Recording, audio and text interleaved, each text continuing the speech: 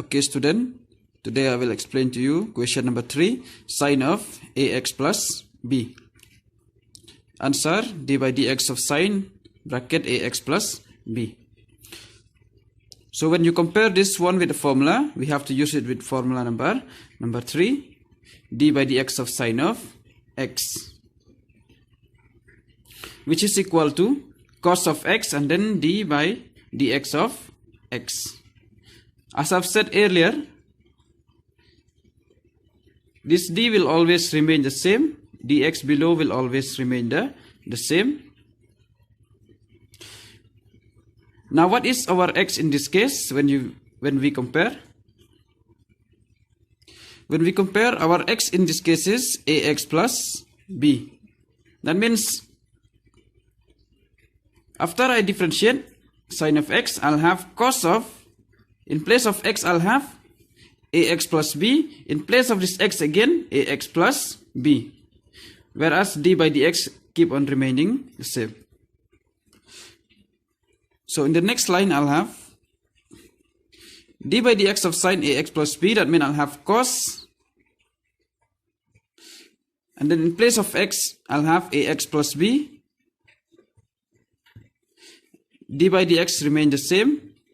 Again, in place of x, I'll have ax plus b, which is equal to cos of ax plus b. And then here, I have two terms or two functions.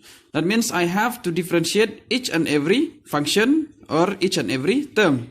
That means I'll have d by dx of ax and then d by dx of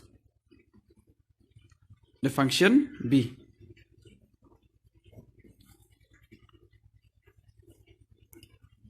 And then cos of ax plus b. I have to differentiate these two terms. In the first term, I have d by dx of a of x. Property number 2 and number 3 will be using here. So for the first term, I'll use property number 3, which say that d by dx of c of f of x. That means when I have constant and function, constant will come up, and then I'll have to differentiate only f of x.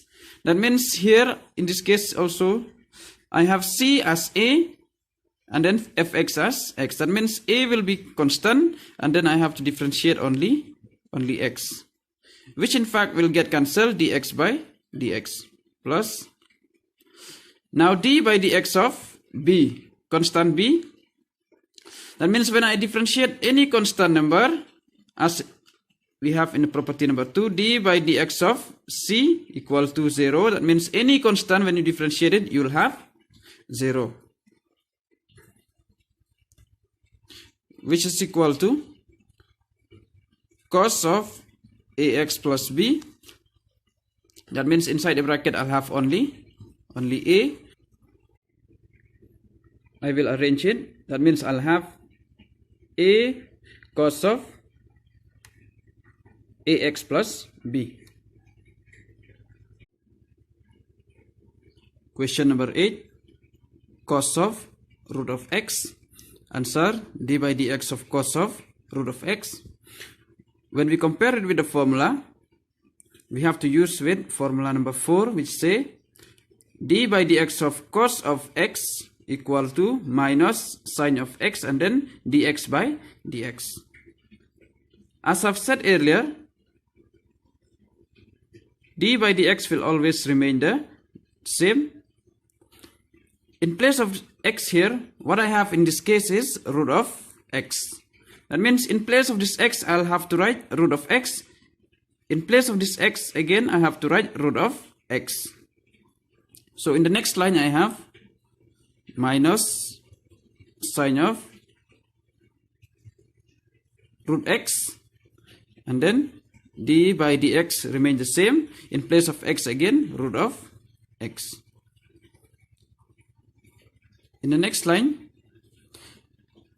minus sine of root of x, d by dx of square root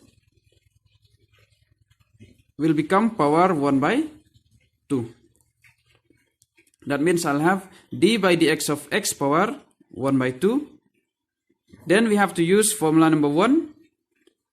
D by dx of x power n equal to n and then x power n minus 1 dx by dx, which is equal to minus sine of root x. Our n in this case is 1 by 2. That means in place of n I'll have 1 by 2. After that x, our x in this case is x itself. That means I'll have here x. Then power is n minus 1. That means 1 by 2 minus 1. And then d by dx. Our x in this case is x itself.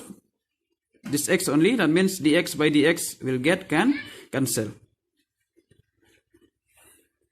In the next line, minus sine root x into 1 by 2. Now 1 by 2 minus 1. When you take the LCM, it will be 2.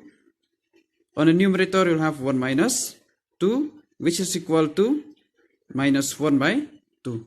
That means power of x here is minus 1 by 2, which is equal to minus sine of root x. And then in the denominator, you'll have 2. And then x power minus 1 by 2. I will write it on the denominator. That means I will have only x power 1 by 2, which is equal to minus sine of root x.